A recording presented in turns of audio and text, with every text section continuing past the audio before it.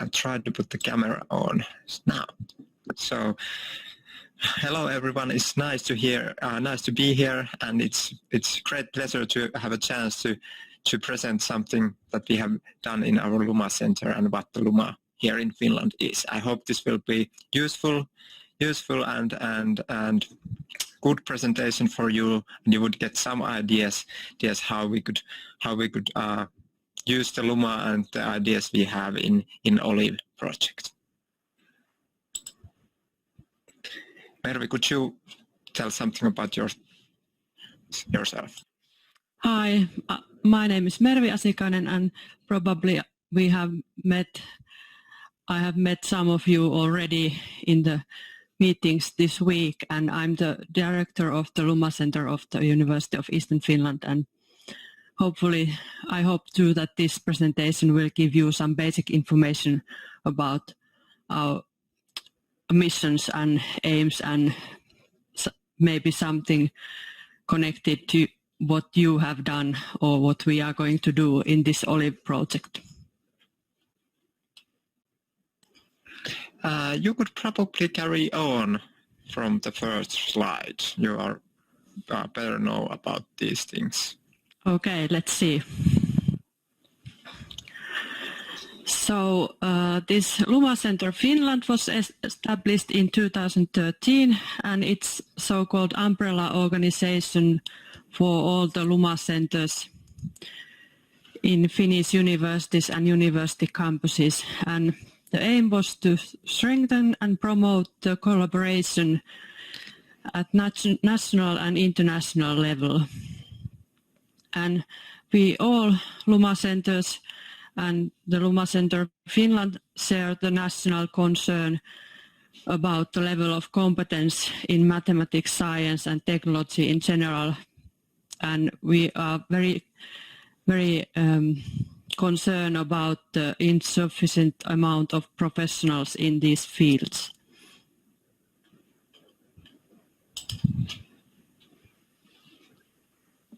And this Luma Center Finland is so-called directed network. We have director Professor Maija Aksela from the Helsinki University, and then we have a board that has some important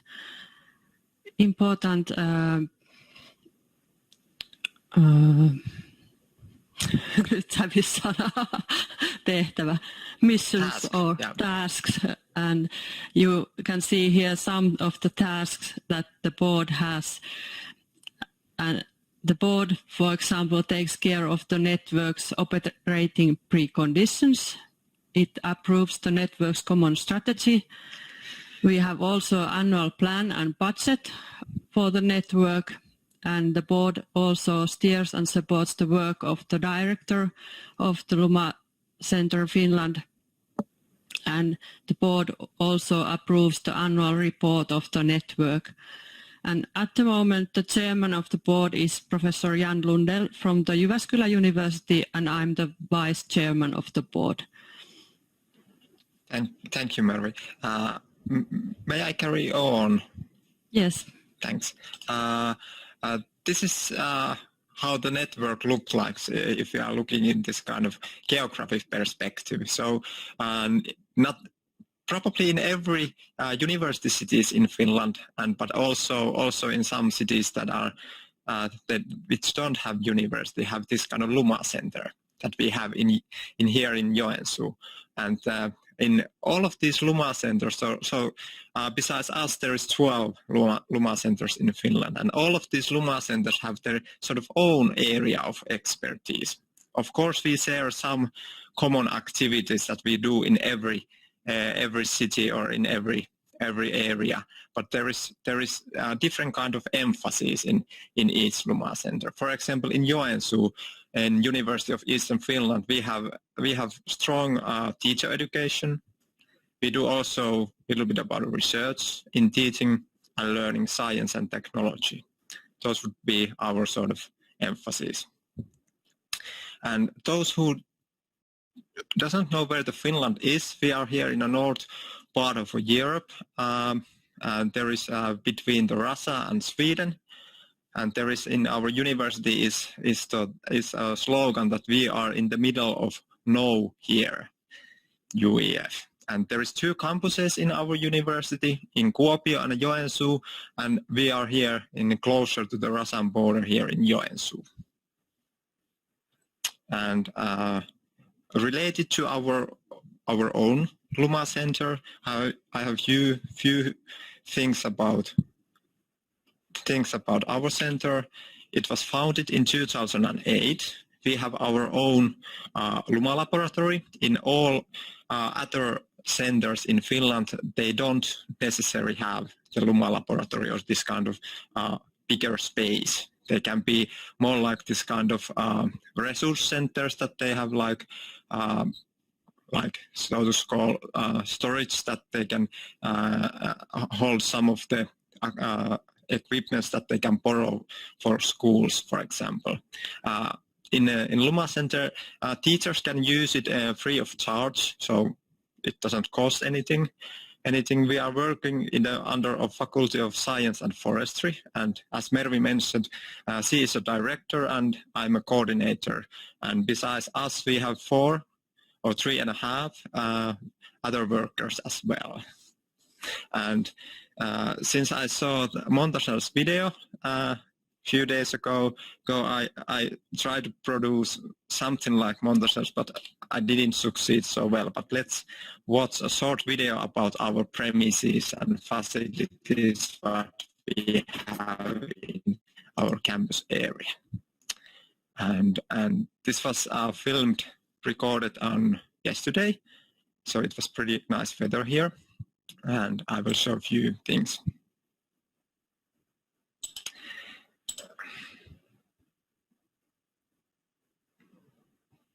So this is how it looks in outside.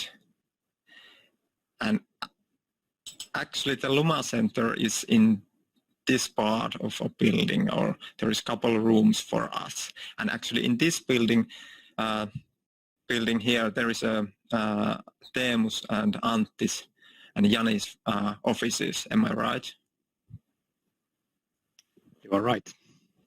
Yes. So let's check what we have inside the building. So to find in Luma Center, we use very low cost and cost-effective ways to just this kind of basic posters. And this building is called Natura, so it refers to nature, and so because of that we have these kind of animals put into the box, glass box, so people can see nature in that building.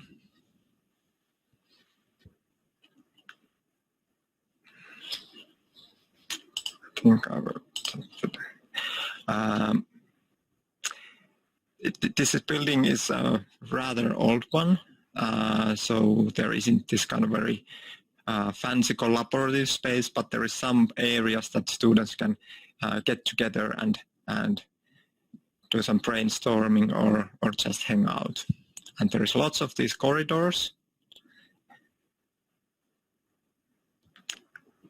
But after walking long enough, you will probably finally find the Luma laboratory, which is here.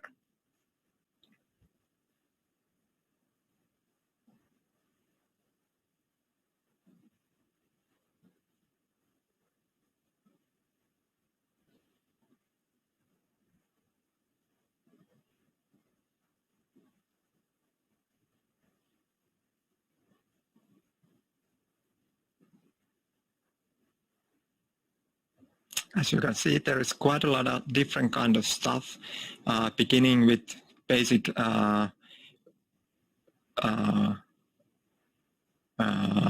scissors and papers and tapes and everything. We have more fancier stuff like this is a microscope and some very specific physics demonstration equipments and experimental equipments that are really like to demonstrate just one phenomena.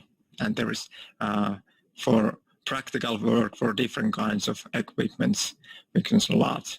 We use quite a lot of laptops because they are quite useful in science and mathematics compared to tablets or simply smartphones. What else we have? We have some items in chemistry, this kind of classes and this kind of places where you can make different kind of reactions, and there is good air condition, so you don't get any gases into the class space. We have 3D printer and we use that not that often, but it's handy to have. We can make kind of different kind of designs.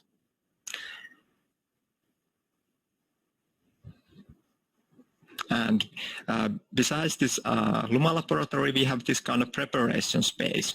It is into the next room, and in this preparation space we have like there used to be working stations, but nowadays it's more like a place to have meetings and to sort of plan and brainstorm together.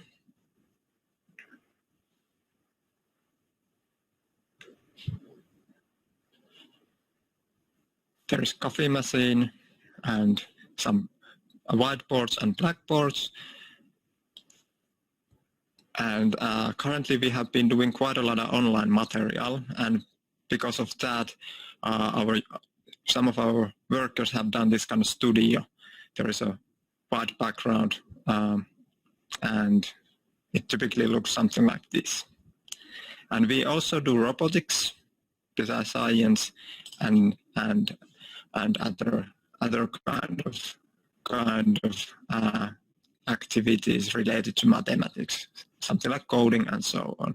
This is a sort of the big picture how our Luma laboratory looks like. And there's a few things I want to emphasize is this group working areas. We work quite a lot in groups, and therefore there is this tables are put together. Of course, nowadays most of the chairs are they are not allowed. Students are not allowed to use them, so there is this safe distance is held that way. And there is not that much this kind of already made science activities. Yes, I can let if there is someone coming.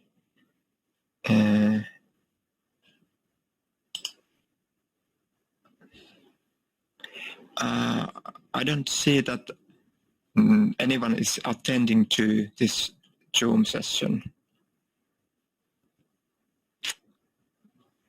at the moment, but if there is a sign, I will keep this participants window open. So if Dr. Haasem appears to here, I will let him in. I am in, yes. I am following you now. Oh, thank you. Okay. So this pretty much how our lab space looks like. If you have any questions during this presentation or even now, feel free to interrupt me, and we can elaborate the question right away.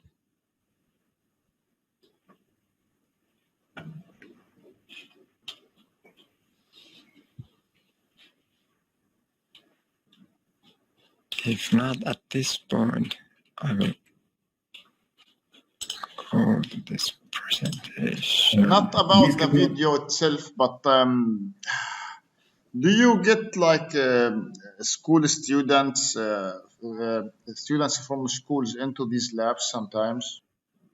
Yes, we get, not during the COVID-19. We haven't had visitors during that time from schools. But before that, it was quite common activity in our center that students group visited in our laboratory facilities. Okay, other question, you have a variety of equipment. So I think some of them starts with early stages of the school. The rest goes for higher education, sorry, not higher education, for secondary education or higher degrees. That you have that, don't you? Yes, we have different equipments and different activities for different study groups or different groups of students, depending on their age. Yes, that's true. Could you let me know a little bit more? How do you integrate those STEM those labs, and how do you make them compatible with what the curriculum, the school curriculum? How you make them compatible with the school curriculum? Yes. Let me think whether we have some examples in this presentation coming or not. There is probably, if we carry on, you will get some ideas how we integrate the national curriculum, our science activities. That's fair enough. Those questions, we don't need a straightforward question now or the final question, because we still have time for the project. But just have a glance now. Yes. I try to address that some way. Maybe we can also think if she has some ideas about how to address. That was a very good question. And we may go deeper from there. Thank you. I can say something at the moment, if you like. So normally the activities are designed together with the teachers who bring the students in the lab. So this makes them compatible for the curriculum and the topic the teachers are teaching at that moment. This is a kind of short answer about the integration. Okay. Just a little bit more elaboration. What makes a STEM lab here different from a normal science lab? Like the first point I've got, you have a section for the chemistry, section for physics and other stuff. What makes this lab different from other labs, or makes it a Luma center, a STEM center?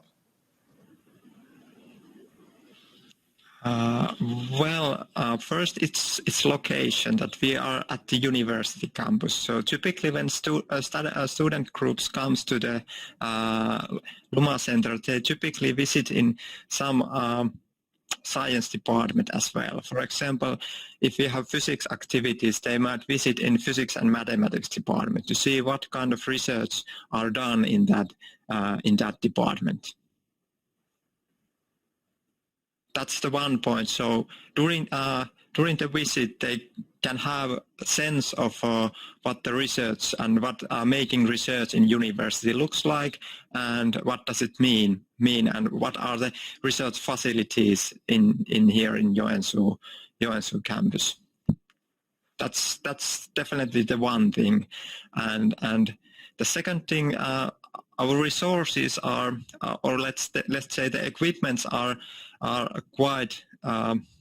That we have lots of different kind of equipments, different branches of science, and also we are using quite a lot of time and resources for developing those activities.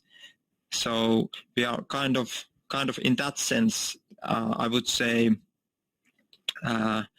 this kind of innovative environment that we try to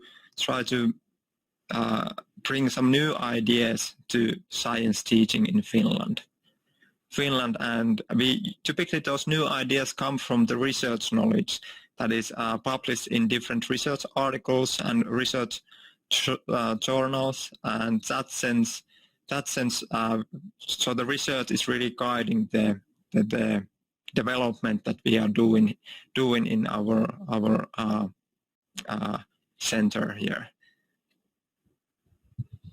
That would be the second point, that how this compares to, let's say, traditional classroom here in science classroom here in Finland. Okay, got your point. There will be some time where we watch the manuals, but out of the curiosity, when the students come in to do some experimenting, does that mean, for instance, in that context, you give them the manual and the procedures for the experiment, or you leave a problem for them to solve? That depends on the case and what we have agreed with the teacher. There can be visits that are less, or they can be very open-ended, so that we are kind of asking that what students are interested in, and we can come up the activities while they have already come to our laboratory facilities. That would be like the one end of the continuum, and the other end would be that we would have sort of strict plan to execute during the visit. So we have in that case we have already been prepared this kind of working manuals or worksheets, and we have prepared all the measurement systems that are ready, waiting for students and so on. But it really depends on the case. We don't have any kind of like strict rules that it has to go a certain way, that we can be flexible with that.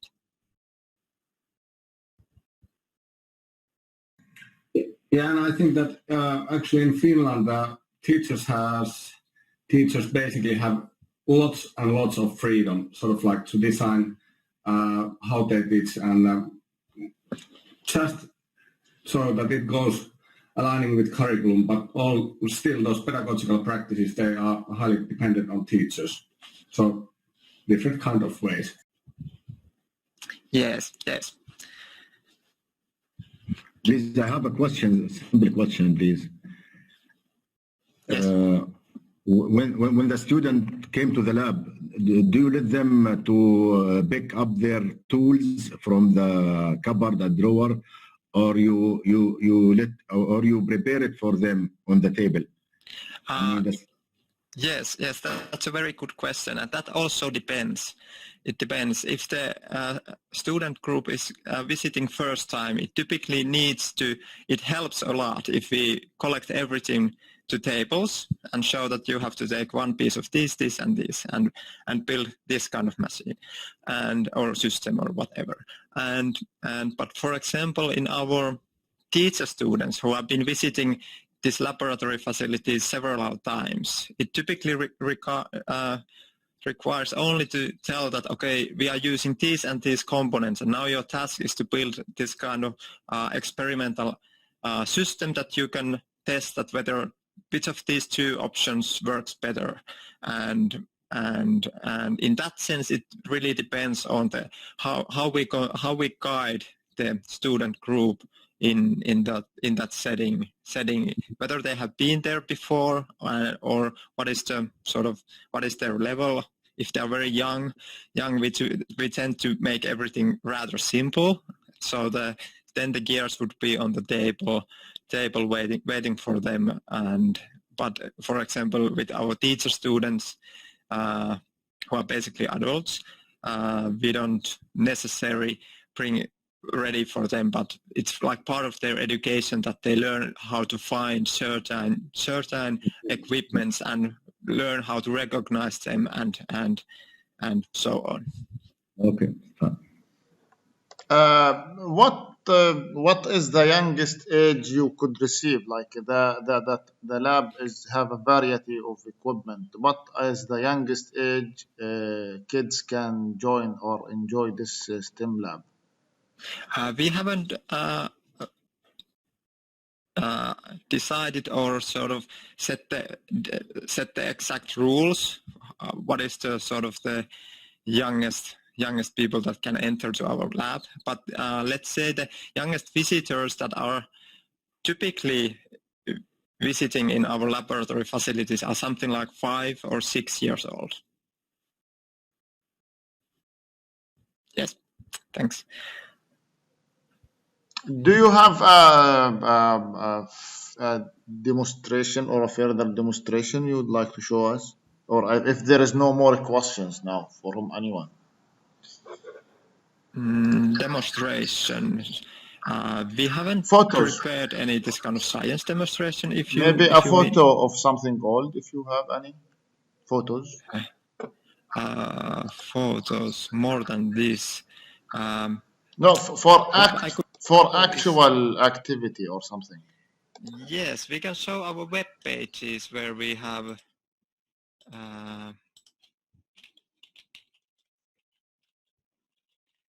some pictures about how the actual action looks like. Unfortunately, these pages are recently made or updated, so we haven't made English version yet. But there you can see there's some actions that we quite often do with kids. For example, this is related to human physiology, and they are measuring their grip force with this kind of dynamometer. So what the dynamometer does, it sort of makes the graph how hard the kids can squeeze the dynamometer. And it's quite exciting, and quite often actually the same activity is used in variety different kind of events. For example, events that are intended to adults or teacher students, for example. What else we have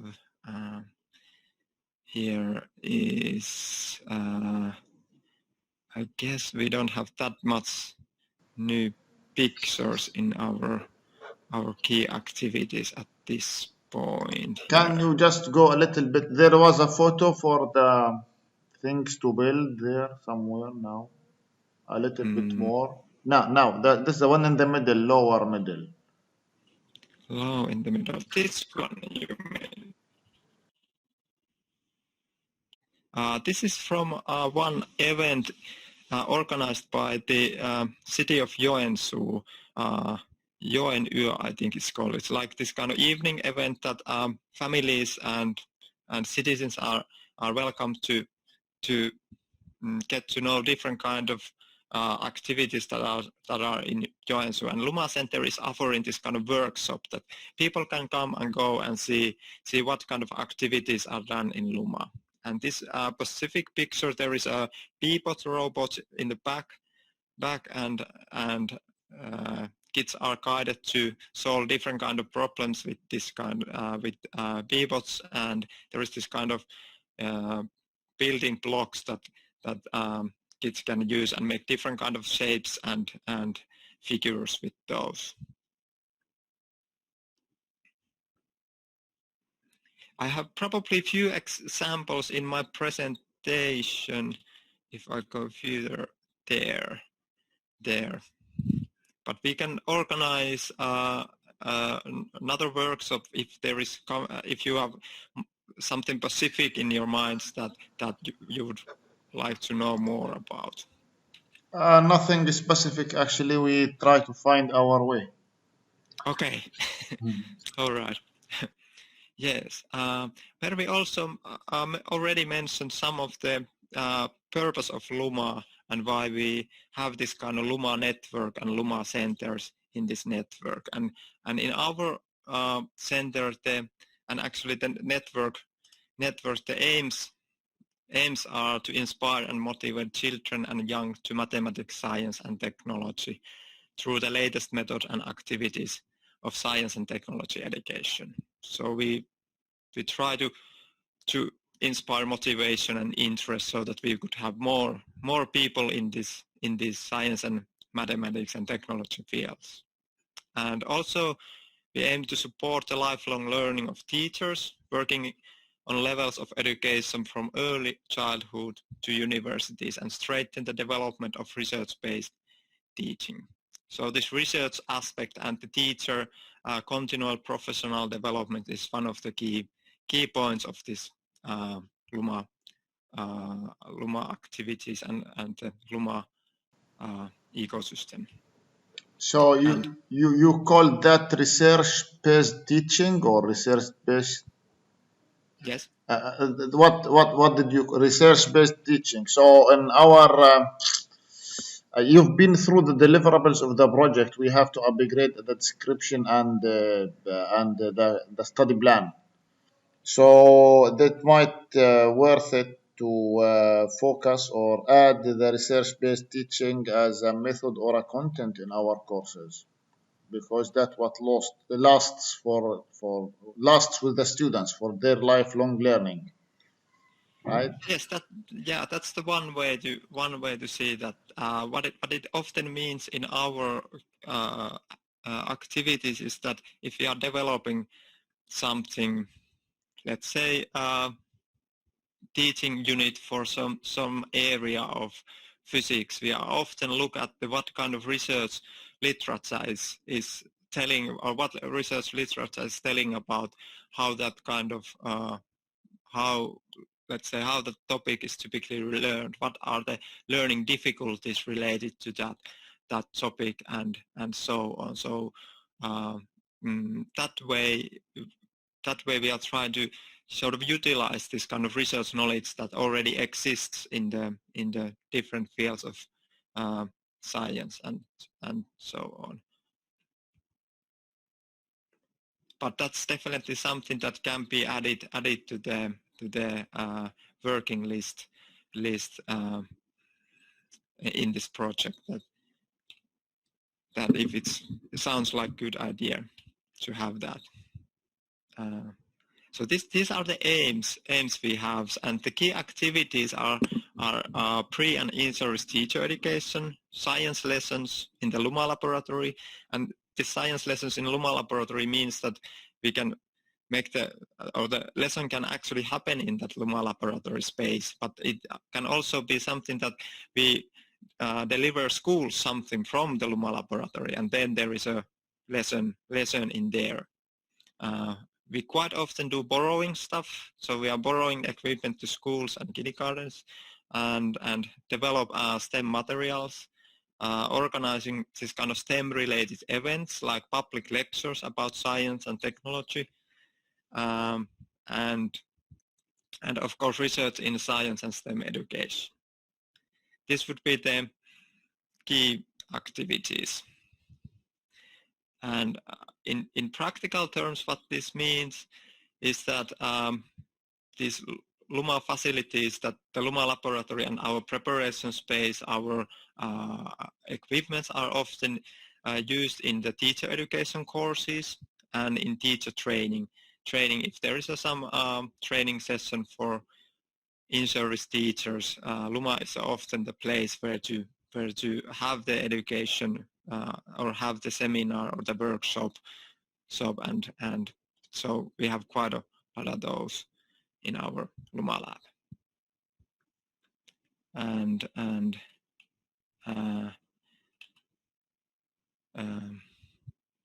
the science lessons, what we often do, there is visits, either the students groups come to our Luma lab, or we go to the schools or kindergartens to pay a visit there. And typically these are designed and planned together with the teacher, and as I mentioned before, the content and the ways of working varies depending on the teacher and what are their desires and goals. And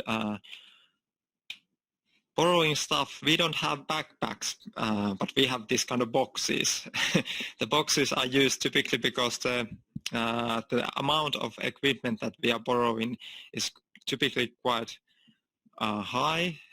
There is, like, in this case, I can't remember, I think there was like 7 laptops and some sensors in it, and the other box there is like this kind of sound tune instruments and equipments related to that. And these 2 boxes went to the same teacher when he was borrowing something from our Luma laboratory. And this is typically implemented in a way that a teacher come to our laboratory. We agree first that what kind of equipment a teacher would need, and we test all the equipment before we borrow them, that they actually work, that we don't give anything that doesn't work for the teacher teacher after teacher has used the equipment, he or she returns them to us.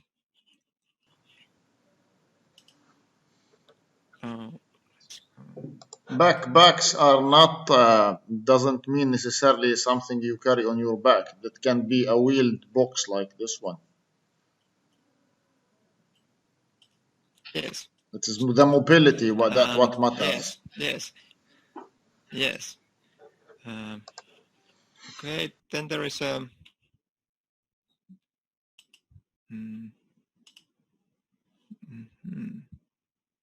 Yes, then there is this kind of development of STEM materials. This is one description about typical let's say typical process how this development goes. There is typically teachers are involved in these development processes or development projects, so that the teachers' needs are somehow sort of elaborated, what they really need, what they think is something that they would try to develop with us. Then we check what the research says about those developing teams and what are the existing practices. And then we create this kind of first draft version and evaluate it, how it works. It typically is like this kind of expert evaluation where teachers look through the material and gives the comment. And then after this evaluation and agreement that, okay, this is ready for the pilot study, we do some kind of testing so that we give the material to students and watch what happens. And we collect some data on it and make this kind of feedback analysis. How did it work as we planned? And after that, we try to recognize these development needs, what needs to be done to make it better, and if it's good enough, we make it public right away. If it's not that good, then we carry on the development process and make that development process as long as we have money in the project or as it gets good enough to make it public. But the point is that basically in every material we develop, we make it public and accessible for free. So we don't make any kind of this kind of commercial materials that teachers would need to pay something to have them. So in the end process would also always be free. May I ask something, please? Yes. Just I want to ask what the difference between STEM and what we are actually doing. For example, we have in our physics department laboratories, and each laboratory serve for one purpose, such as optics laboratory, thermodynamic laboratory, sound, electricity, and students do experiments and get some results. What I think is STEM is different, that he can have a task or a problem and he has to go to the lab with all the tools, and he should solve the problem as best as he can using these tools. Yes, I agree that. What is the difference really between teaching in STEM method? What is the difference between teaching in method STEM and people doing experiment in the lab? And sometimes we have tools. We can take it to our lecture just to demonstrate how engine works, for example. And this is the STEM as well, or STEM is something else? Yes, if we look at this kind of official definition, STEM is definitely more than demonstrating science phenomena. That is typically involves the integration of science, technology, engineering, and mathematics. And let's say in Finland, how it is in practical terms, how it is implemented in classes are quite often that they emphasize this kind of technological problem solving process that involve certain steps like defining a problem, introducing resources, brainstorming possible solution. And in those problems and solutions, all of those subjects, science, technology, engineering, and mathematics, are integrated. So in that sense, there is a clear difference in if you are demonstrating science phenomena, for example, diffraction of light, then you have this kind of STEM-orientated, let's say, teaching unit.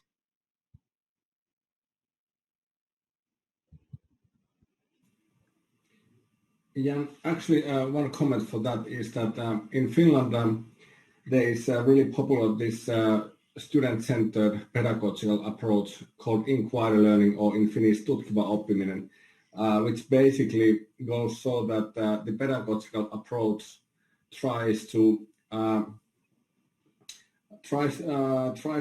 be as close as possible as researchers' work, just like Mikko mentioned, so that the pedagogical approach aligns how researchers work, how they make hypotheses, how they seek information, question their own ideas, and so on. So I think that is a really important element, and which makes the difference from just lecturing. And I think if I understood correctly Montas's previous question, these laboratories are basically laboratories for designed mainly for teaching and learning, and I believe that we also have these normal laboratories that are used by physics researchers or medical researchers or whoever they are using. So I think this point focuses much more still on being a learning environment also. Yes, Teemu is definitely right. So in our department, Department of Physics and Mathematics, there are different places, different laboratory rooms and settings for laboratory works that focuses on, for example, optics or electricity or mechanics or thermodynamics or so on. And this Luma laboratory is like a learning environment where we teach, for example, physics teacher students how to implement practical work in schools, how to design this kind of school activities that involve this kind of technological problem-solving processes, and so on. So in that sense, it's more like a learning environment than the strict research laboratory.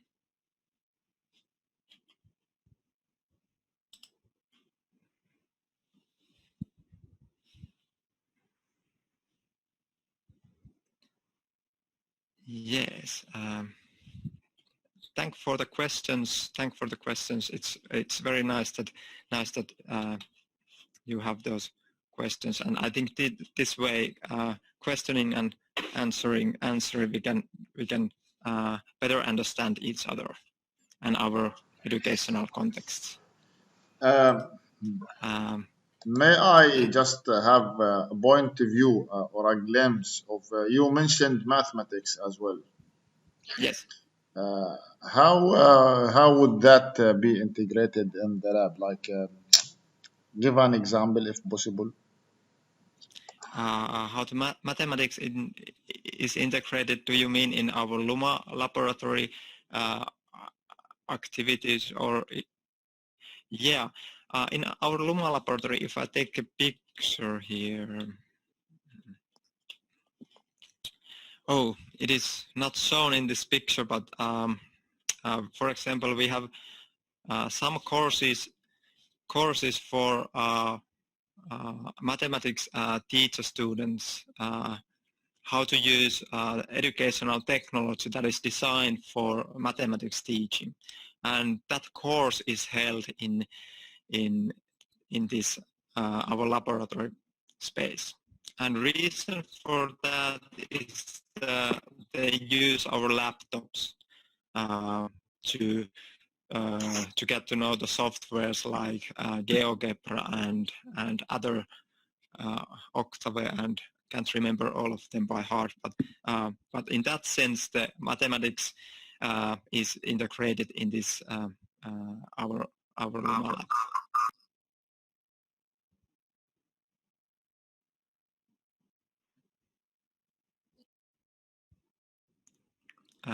Thank you. Please, but I have some question. The session for the time for one session. Usually we have 3 hours. Do you think 3 hours is enough for the STEM session for the student to solve a problem and came with a solution? Yes, I think the 3 hours is a good time for going through this kind of STEM problem. Of course, it depends on how hard the problem is and how well the students have been prepared for solving it. For example, if I gave them to design a bridge using some physics principle and some laws of force and momentum, and I gave them the tools to design a bridge. So they use computer simulation to design the bridge, and then after that they go to the tools and bring the required tools to make their design works. Maybe the 3 hour session will not be enough, so they have to do it on longer in multiple sessions, for example. This is how it works. Yes, that sounds like a larger project, that would need more, definitely would need more time. Yeah, And it's for a third year student, for example, third year engineering student.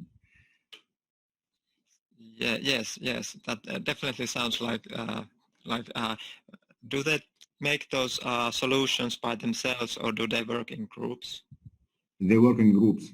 Yes, definitely. In that case, sort of there is enough time for brainstorming and so on. So multiple sessions would be a good idea there.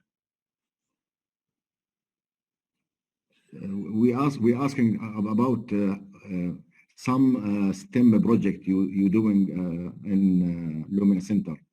I mean, can you give an examples of some real? Yes, I can try. It's like it's like a science exhibition where the families and the student came to the center and play with some experiment. But I would like to involve our course curriculum with some STEM projects, so they can learn more how to think creatively and came up with the solutions for some real problem. Okay. I would recommend to this kind of scenario that participants should design and implement this kind of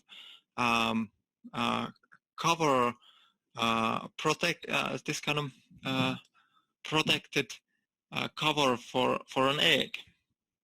So that if the egg is dropped from, let's say, 2 meters, 2.5 meters, it can be higher, but 2 meters, I think it's a pretty good high. 2 meters, it will stay without get broken when hitting to the floor. I think that's very exciting. That's often when we do that with our teacher students, they are very excited about and come up very creative solutions. But simply using very simple like paper cups and some fabric if you have, or if you have some let's say sticks or almost any kind of material. I would say that's a very sort of easy way, and of course after the solutions are made, then it's quite nice to elaborate what is the physics behind and why certain kind of structures or certain kind of cover sheets are working better than the others. Mhm. That would be my recommendation. Very good. I was looking for some companies making some STEM tools or providing some STEM tools, and I found them. They are very expensive. For Okay. example, one set is around $100, and if you want to buy 12 sets, it's around 700 or 1,000. And this is how did you make your lab buying stuff from companies making STEM equipment, or you just build it from your own material? We use both ways. That we have some material that has been designed for certain STEM activities, but we have also used our measurement equipment and to just like apply those measurement system to certain STEM topics or certain STEM projects. So we do it like both ways, and what comes to those costs, I asked Montaser whether products made by Vernier company can get there in Palestine and Gaza. Then in Vernier company there are some very good and nice equipments that could be used in various types of STEM activities, or at least we have been using them, and in that sense that those equipments might be worth of investing in this project. I was about to come to that because the company you sent me have so many nice equipment, but we have to be really careful with that. The budget is limited, and they have very expensive. They are very expensive equipment they have, so we need to be very careful there. Maybe we should look for study that carefully. What I mean. Okay. Yes. And Yes. is it possible to get this STEM experiment to Gaza? I mean, maybe we have some problem and let this company export these to Gaza. Maybe, I don't know. An early project, another project with the Delta Erasmus, we could get the Legos, which have so many restrictions, the B-bots and other Mickey Mackeys and other stuff. Hopefully, we'll be lucky and to get those equipment to Gaza as well. We cannot be certain of anything. Okay. And for the comment by Montaser, I think that there was money for purchasing those tools needed, so that I think in that sense it should be okay.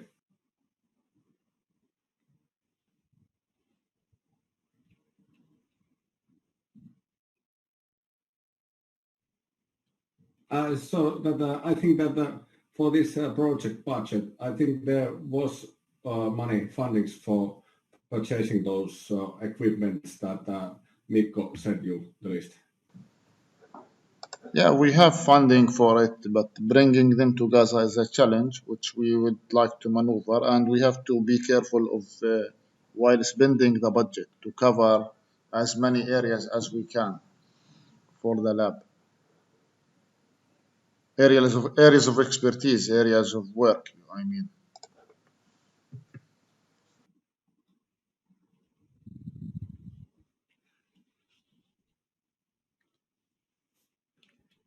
Yes. Let's see what else we have here. Yes, there is a few things about this kind of different dimension of our centers. activities is this kind of STEM-related events, and which refers to public lectures and this kind of family days and camps and clubs for the kids. And these have been surprisingly popular among the pupils in schools, but also among the wider public audience, that people have been very interested in this kind of science public lectures, which was a bit of a surprise for us, because the lectures can sometimes be a bit boring, but perhaps the topics were this kind of so nicely chosen that it really bring people to the lecture rooms. About the research, what it means, or how it appears. It appears in terms of articles. We every now and then try to write an article what we have on the development processes we have been doing, or the projects that we have been doing, and there's also PhD dissertation. There is one PhD defense was last week. Good colleague of mine, Kirsi Ikonen, graduated and defended his theses. And of course, we take a part in conference in national conference and international conference. And there's in the left side there is a picture in one of our articles, which is quite typical what we have to in this kind of teaching unit for understanding the motion of a bungee jumper. This has been tested and developed and tested in our Luma laboratory, and this is quite nice teaching unit where students can get into the how the motion of a bungee jumper differs from a motion of let's say people who is jumping to the lake or making this kind of base jump or whatever. And this was about our presentation about the Luma Center, and we still have quite nicely time. So if you have more questions, I'm more than happy to answer. I would like to ask about Luma Center. Is it a part of a university, or it's just an institute and university can use it for their work? Mervi, can you answer this one? You know better this administration and these kind of things. It locates under the Department of Physics and Mathematics, and most of the personnel who are working in the Luma Center have their own funding. We have our own budgets for the project. So, but it's free for the university, for the departments of the university to use as well. Uh-huh. Okay, thank you.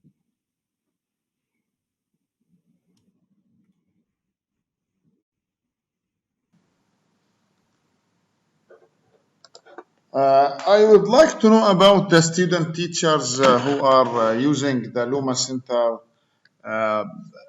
Do they like the degrees for being a teacher in your university?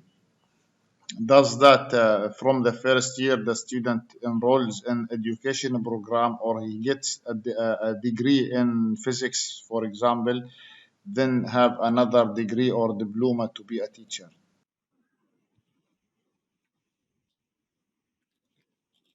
In our university, we have these study programs that if students graduate, he will, of course, he first makes the bachelor degree, and after that carry on the master degree. And after master degree, they get this kind of so-called license to work as a teacher or apply the teacher positions in schools. Mervi and Teemu probably knows this better.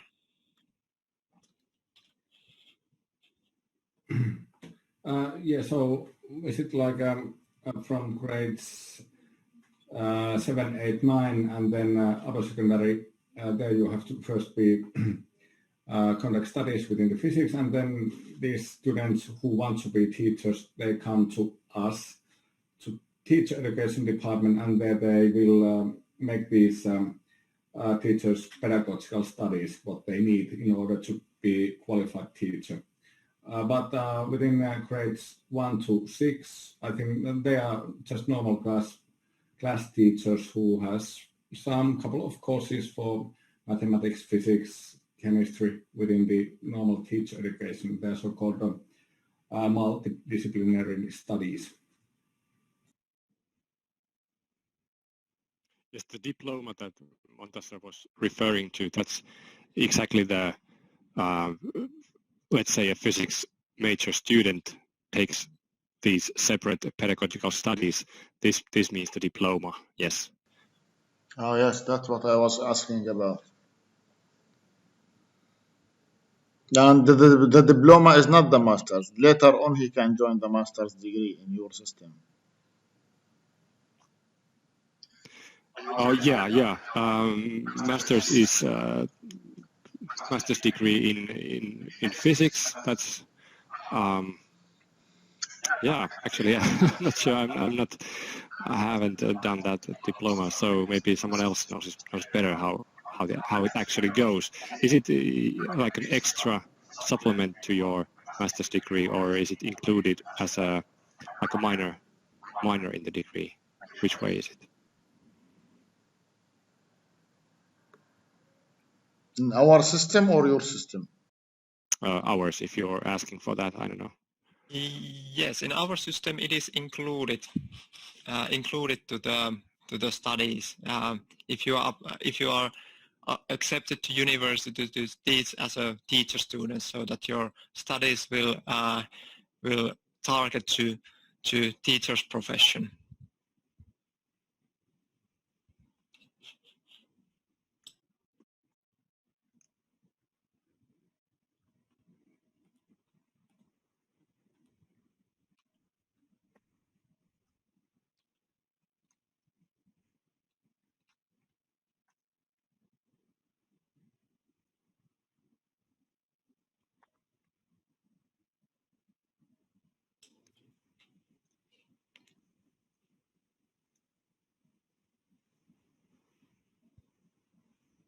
Is there any further questions? I think that covers it for me for the time being.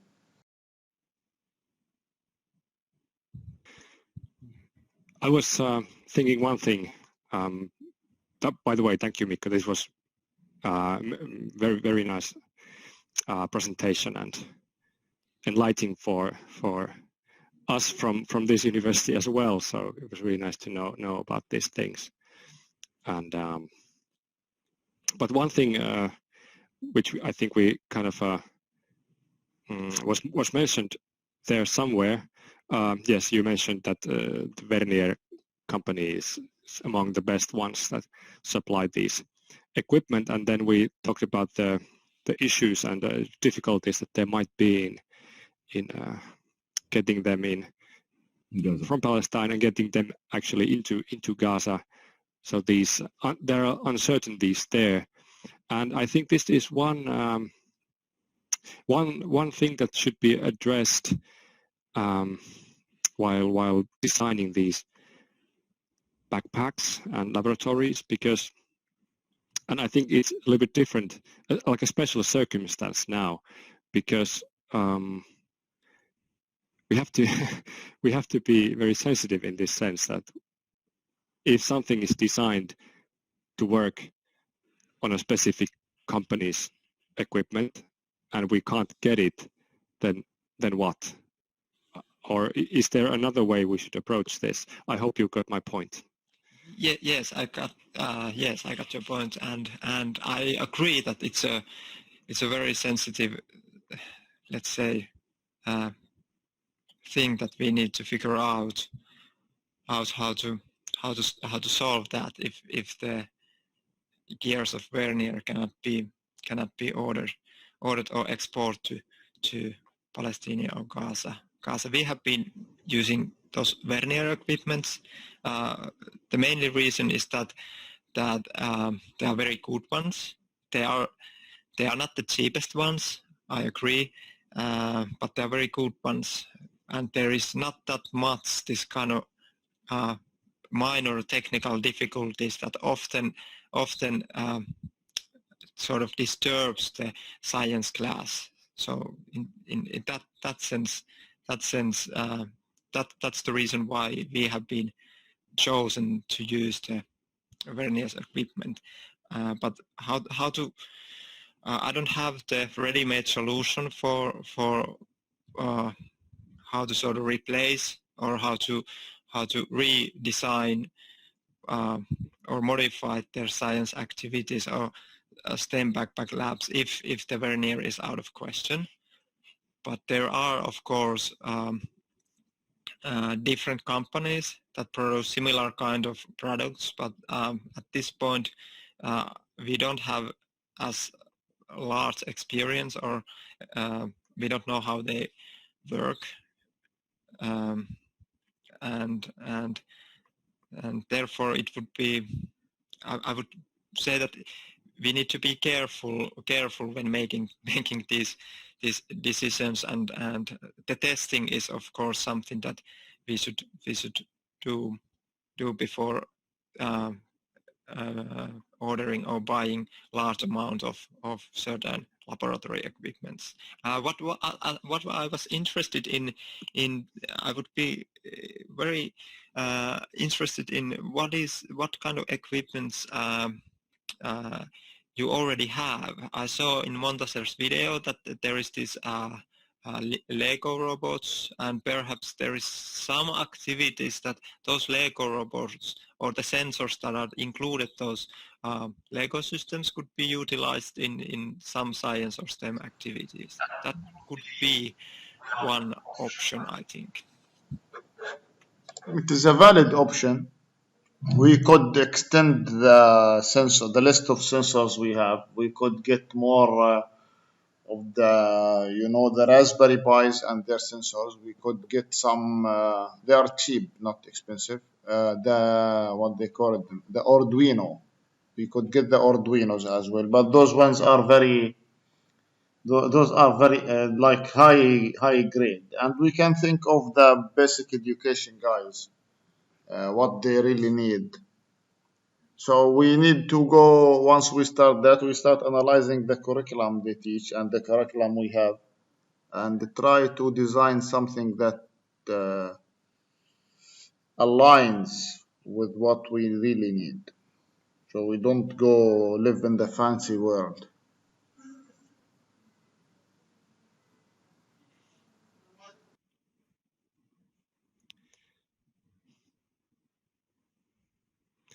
Yes, I'm also thinking aloud here that how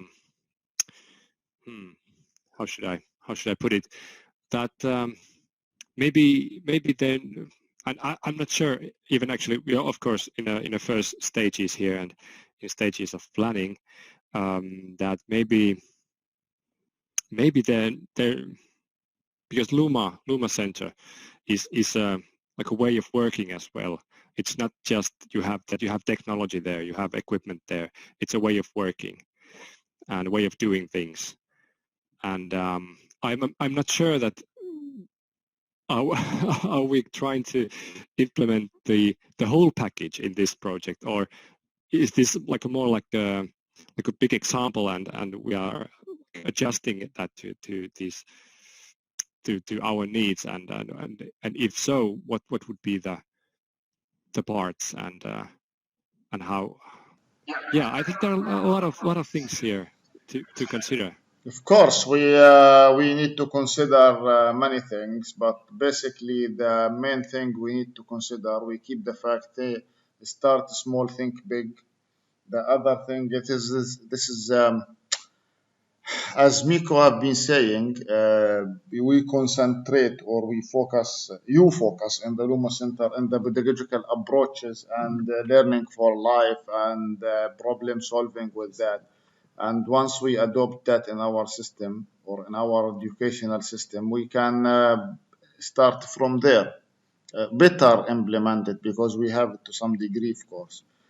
And we need the basics now. Hopefully, at some later stage, we can upgrade. Not a later stage after the project once we are done, but we start aligning what we need now, or put the basics, the foundations for the future. We are not going to change the education system in the country in this project, not all of it, some part. To be realistic, yes. Thank you. Yeah, to be realistic is good also.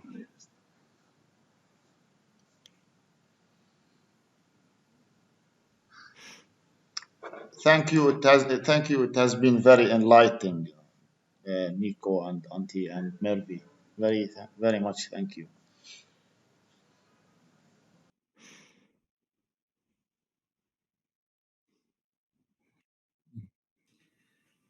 Thank you. This was really interesting presentation and good questions also. And I think that our next step is to wait the comments from the ministry about how we are able to use the fundings.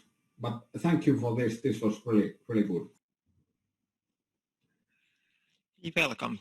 It's nice to hear that there was some use for this presentation, and you find it nice, and it clarifies what the Luma is and what we do. I noticed that Hille has arrived into our meeting, and I was wondering whether she would like to say something. Yes, good afternoon. I'm here. Thank you very much for the invitation. I came late. I apologize. I was actually teaching, and then so I joined late. And I was listening the last bit of your discussions. I think it sounded that you are now discussing the real things. You are discussing what is what are really the concerns and what are the really like real practical things, not so much anymore of like abstract things, but very concrete things. And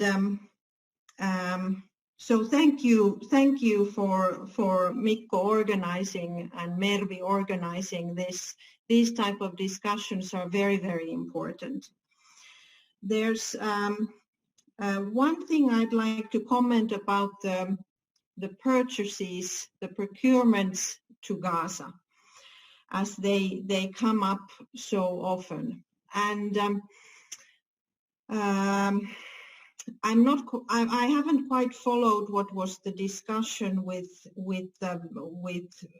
Edufi and with the Ministry of Foreign Affairs, but when I spoke with Raisa Venäläinen, and Raisa Venäläinen was the lady who joined our workshop I think on Monday. She came online for a little while. She has a long history working in Palestine, and when she read our application, she said that this is a critical point of the project. The getting the products to Gaza will be a very, very critical point of the project. So if there's any way of plan, like having a kind of double plan, so that there is a plan that can work when the purchases will not enter Gaza within the project. It can be that the purchases will be allowed into Gaza after the project has finished. So, and then another other thing that she said was that don't do it, don't try to involve the representative office Finland very much in it, because their hands are tied. Try some other means. And the other means, I'm not quite sure how, but then there's, I think UNESCO has a project, some projects in Gaza. So could there be some links with other projects that these purchases could be then brought in? But so it's a critical part of the project, and it's a reality. And then somehow my wish, although I'm totally not an expert in STEM area, but is there any possibility that there could be like a plan A and plan B? And the plan A is that yes, the procurements can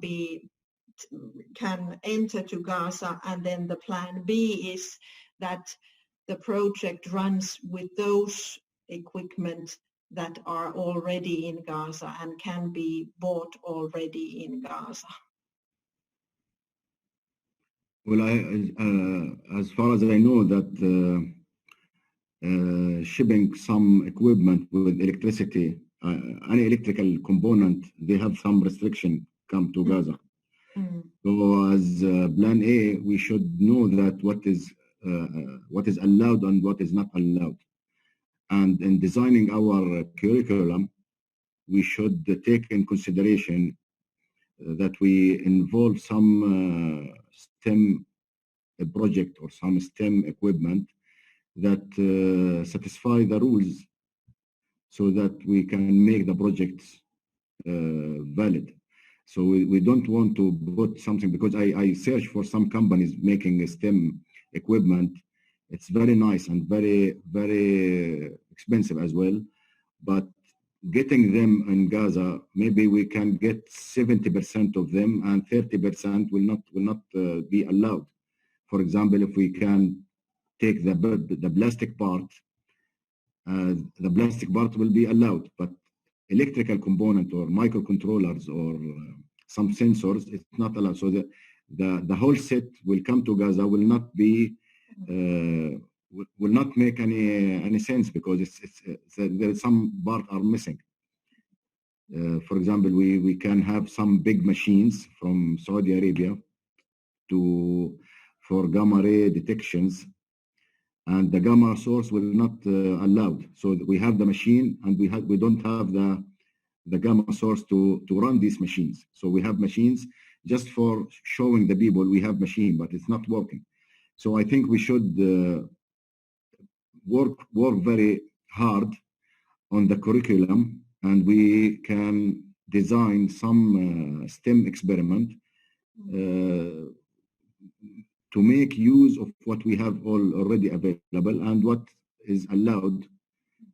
So this will be very hard for us.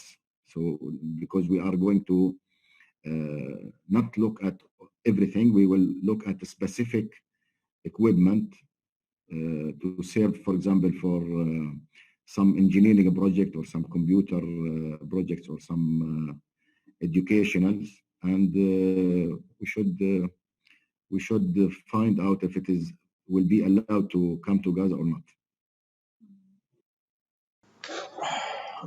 There is other way to look at it, is starting the tendering process early. By that way, we will know what equipments are coming in and what are not coming in.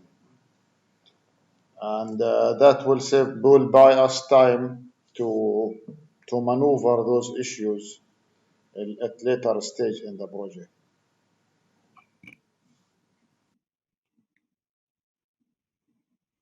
I had one time a research project funded by Qatar, and was a lot of amount of money for that project. And I start buying the chemical materials, and maybe 30% of the chemical material are not allowed. So I couldn't complete the project because they are very essential to run the project. So we should first know that if these equipment are allowed or not. And if it is allowed, so we know the list of allowed material, we can have it. So we can design our curriculum based on this stuff. There is always ways. I am sure of one thing, not sure of the others. The 3D printer is kind of strictly, it's forbidden. So this is one thing, but the other simple materials, I am kind of, many of them will come through. Hopefully, yes. Okay. Yeah, but none of them is dual usage. Yeah, so hopefully it will be okay. Inshallah.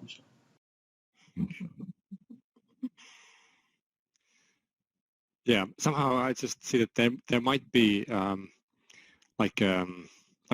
way Mikko, I don't know, Mikko, what you are thinking, and of course you should comment also, but I just see that the way Mikko described that first maybe to purchase things, if possible, preferably to Finland, and then to test and design the activities around them. But perhaps this procedure won't work now because at least first we should be absolutely sure that these equipment are then allowed to get in. Yes, I agree with Antti that it's no use to buy any equipment here if we don't know for sure that those equipments can also be exported to Gaza and Palestine. Yes.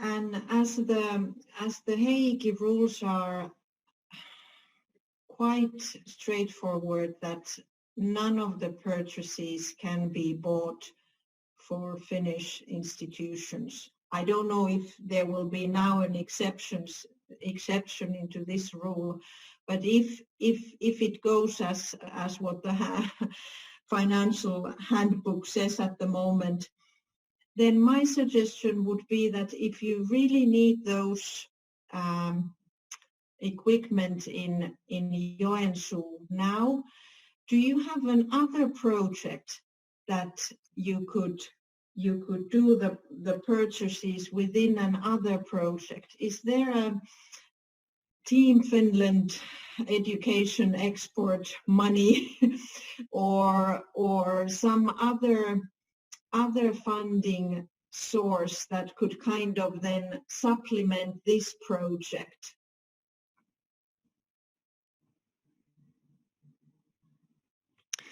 I'm not sure if there are, and definitely I think we haven't looked into this possibility yet. But the one exception we were hoping that might work, and hopefully we get the confirmation from EduFi, is that maybe it is possible to make a purchase so that the purchases will be registered for the foreign partners, and then somehow, some way, they will be delivered to them later on.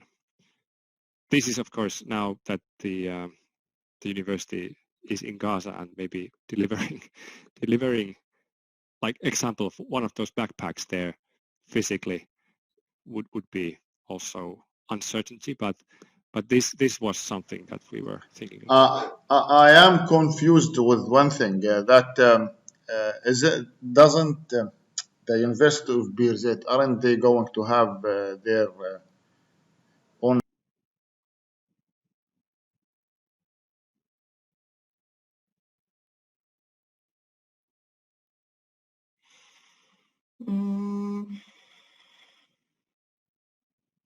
I am not 100% sure.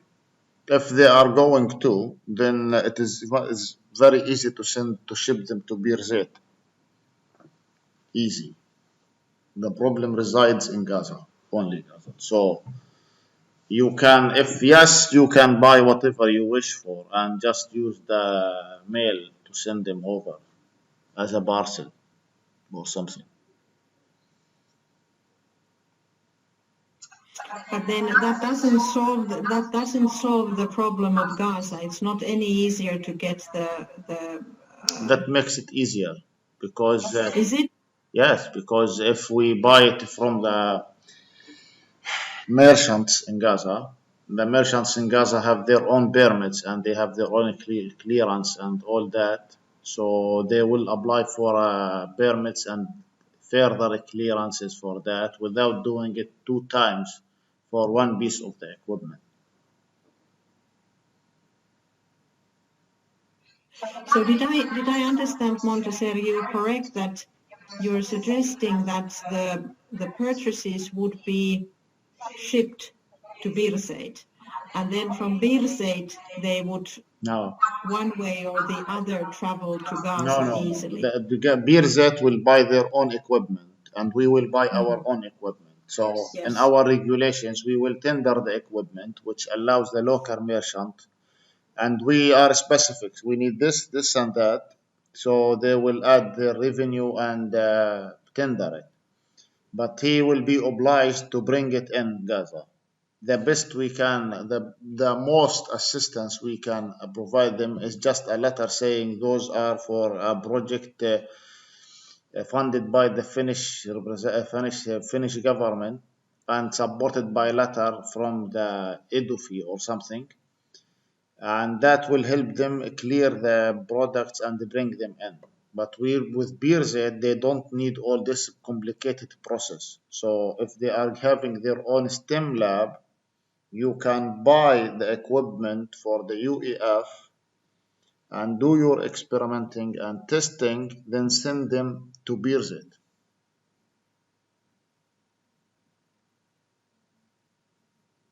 We are having 2 lots of procurements for Gaza and for the West Bank.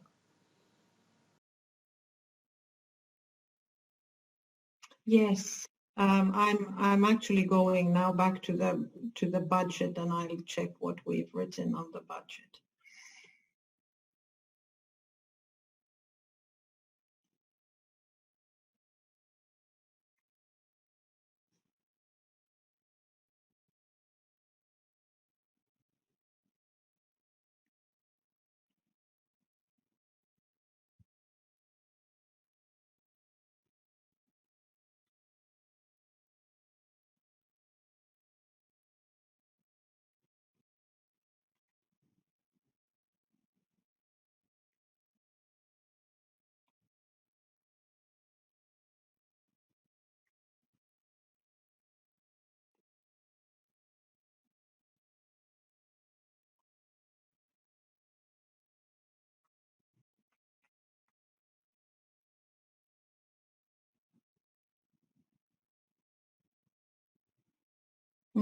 Montessori, you are correct. You are correct. The fixed assets are budgeted both for Birzeit and both for Al-Azhar. You are correct. This solves half of the problem. You can buy whatever you wish for. Miko, auntie, enjoy yourself. Okay. That was a good idea. I am certain you can send them using the DHL or something. It is very easy. Like I bought electronics like 4 months ago, and I just received them last week. But as a matter of fact, one of them was shipped by the DHL and arrived Ramallah in 6 days. From Ramallah to Gaza, I didn't receive it yet for 4 months. And the other equipment arrived Ramallah from the AliExpress in almost 1 month, and it took it another 3 months to come into Gaza. So Ramallah is easy. much easier. Life is fun. However, and Auntie remembers that well, I believe. In our last project, I was more successful. Al-Azhar was more successful than the West Bank in the procurements. We consumed the whole budget to the last euro, spared 2 euros actually. While in the West Bank, they've had some internal issues with the procurement process, which delayed them. So we were successful. They lost almost 20 grand. So just touch the wood. Hopefully we'll be all right. We have to be optimistic to some degree.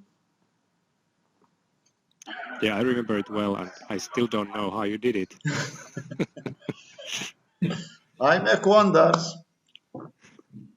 But I think still that based on those ideas, that could be one way to start this whole project within the UEF, and I think that's really good idea. Yes, great. So we can start as soon as we get the budget and that stuff, start designing things. Maybe at at a certain point, we'll sit in a common meetings, review the Palestinian curriculum and the Palestinian context of science teaching and that stuff, what they really teach in the schools, let you know more, and you will help us with your expertise designing the STEM experiments and buying the proper materials and devices.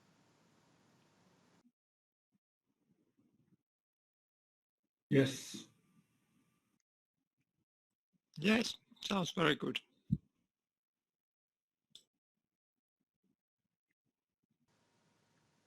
Does that cover it all for the time for now? Or we need more issues to discuss?